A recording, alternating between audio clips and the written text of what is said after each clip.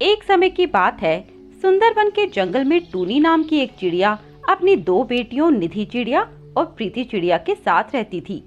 टूनी के पति का बीमारी के चलते देहांत हो गया था, जिस वजह से टूनी को अपने दोनों बच्चियों का ख्याल खुद ही रखना पड़ता था और टूनी को खुद ही कुछ न कुछ खाने के लिए काम करना पड़ता था। टूनी को काम भी कभी मिल पाता था और कभी नहीं। एक दिन की बात है, माँ, बहुत दिन हो गए कुछ भी खाया नहीं और घर में तो खाने का एक भी दाना नहीं है। हाँ माँ, भूख से हाल बेहाल हो रहा है। ऐसा लग रहा है बस प्राण निकल जाएंगे माँ। मेरी बच्चियों, मैं करूँ भी तो क्या करूँ? कहीं से कोई काम भी नहीं मिल रहा जिससे मैं तुम्हारा पेट भर सकूं। माँ, आप रो मत, हम कहीं न कहीं काम ढूंढ लेंगे जिससे हमें कुछ पैसे मिल जाएंगे और उससे हम कुछ खाने को खरीद लेंगे। हाँ माँ, आप रो मत।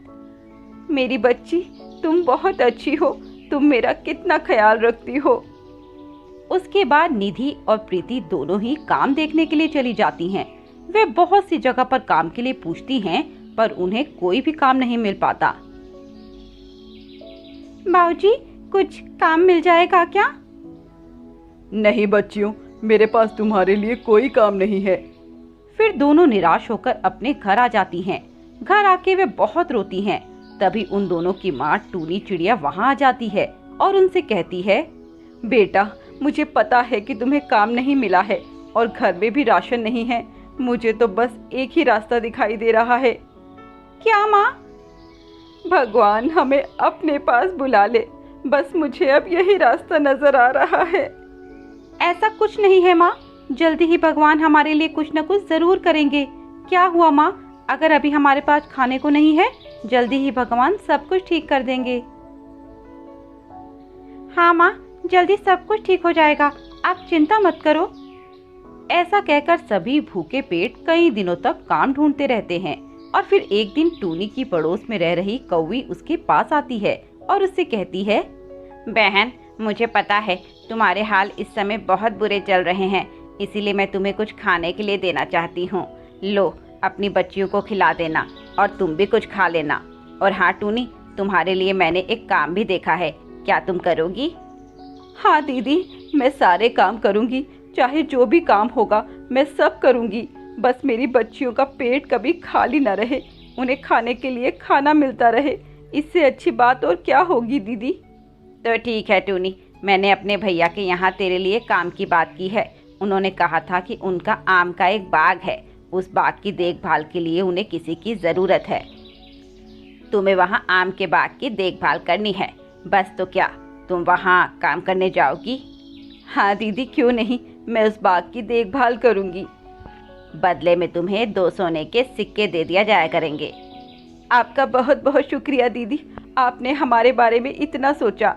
अरे इसमें शुक्रिया की क्या बात है, आखिर हम सभी को एक दूसरे की मदद करनी चाहिए ना।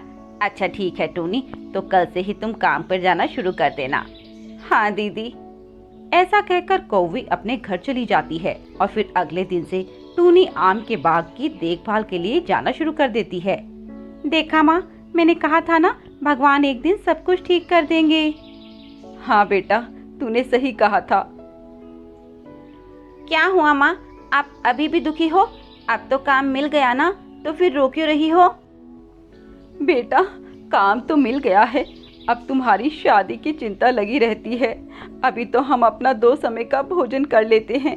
हम जैसे गरीबों से कौन अपने लड़के की शादी करवाएगा, और मैं तुम्हारी शादी कैसे कर पाऊंगी? मेरे पास तो पैसे भी नहीं हैं और इतना समय हो गया है, अभी तक 1 पैसा भी जोड़ नहीं पाई हूँ। क्या माँ, तुम फिर से परेशान हो रही हो? मैंने तुमसे कहा था ना कि हमें परेशान नहीं होना चाहिए, भगवान सब ठीक कर देता है। हाँ माँ, देर ज़रूर लगती है पर सब अच्छा ही होगा। और आप हमारी शादी की चिंता मत किया करो, आप सिर्फ अभी काम पर ध्यान दो। हाँ बेटी, चलो अब जल्दी से सो जाओ, कल मुझे काम पर भी जाना है। ऐसा कहकर सब सो जाते हैं। आधी रात को बहुत तेज तूफान आ जाता है, जिससे टूनी की नींद खुल जाती है और वह कहती है, हे भगवान, इतनी तेज तूफान आया है, कहीं ये घर बर्बाद ना कर दे, नहीं तो हम बेघर हो जाएंगे। तभी प्रीति जाग जाती है और अपनी माँ से कहती है, क्या हुआ माँ, आप इतनी रात को भी जाग रही हो? आपको नींद नहीं आई क्या? हाँ बेटा, देखो कितना तेज तूफान आया है। कितना खतरनाक मंजर है ये, कहीं हमारा घर ना बर्बाद कर दे। और फिर तूफान और बढ़ जाता है। टूनी का घर बर्बाद कर देता है। उसका घर तूफान में टूट फूट जाता है और घर का बचा कुचा सामान भी बेकार हो जाता है। खाने के लिए भी कुछ नहीं बचता। यह देखकर टूनी बहुत दुखी होती है और टूनी की बेटियां भी अपने घर के टूट जाने पर रो रही होती हैं। अगले दिन टूनी कौवन के भाई के यहाँ काम करने जाती है और उससे कहती है, मालिक, रात को इतनी तेज तूफान आया जिससे मेरा घर टूट गया और खाने के लिए भी कुछ नहीं बचा और काफी दिनों से मेरी बच्चियां भी भूखी हैं। एक काम कर टूनी, मैं तुझे कुछ पैसे दे देता हूँ जिससे तू अपना घर ठीक कर लेना, और रात तूफान की वजह से जो आम टूट कर गिर गए हैं तू अपने घर ले जा और अपनी बच्चियों को खिला देना। मालिक, आप बहुत अच्छे हैं। अरे टूनी, एक पक्षी ही तो पक्षी के काम आता है। जी मालिक, मैं अब घर जाती हूँ, मेरी बच्चियाँ सुबह से भूखी हैं। और फिर टूनी अपने घर कुछ आम उठाकर ले जाती है और अपनी बच्चियों को खाने के लिए देती है। जैसे ही निधि आम को खाती है उसमें से आवाज आती है, मुझे मत खाओ। आवाज सुनते ही सब डर जाते हैं कि आवाज कहाँ से आई। तभी आम फिर से कहता है, मुझे मत खाओ। ऐसा कहते ही सब डर जाते हैं और आम को फेंक देते हैं, ये समझकर कि कहीं यह भूत तो नहीं। टूनी, मुझसे डरो मत, मैं तुम्हें कोई हानि नहीं पहुंचाऊंगा। टूनी धीरे से आम के पास जाती है। आम कहता है, टूनी, मुझसे डरो मत, मैं एक जादुई चिड़िया हूँ। एक तांत्रिक की वजह से मैं आम बन गया हूँ और मुझे तुम्हारी मदद चाहिए। पर हम तुम्हारी क्या मदद कर सकते हैं? हमें तो खुद मदद की जरूरत है। टूनी, मैं तुम्हारी मदद करूँगा, पर बदले में तुम भी मेरी मदद करोगी ना? कैसी मदद? उस तांत्रिक से बचने के लिए मुझे आपके घर में छुपने की जगह चाहिए। पर हमारा घर तो टूट गया है। इसे मैं ठीक कर देता हूँ। ऐसा कहकर आम अपने जादू से उसका घर पहले से भी अच्छा और सुंदर कर देता है और फिर टूनी भी उसे अपने साथ रहने के लिए कह देती है। धीरे धीरे टूनी को जब भी किसी चीज की जरूरत होती तो वह आम उसे लाकर दे देता।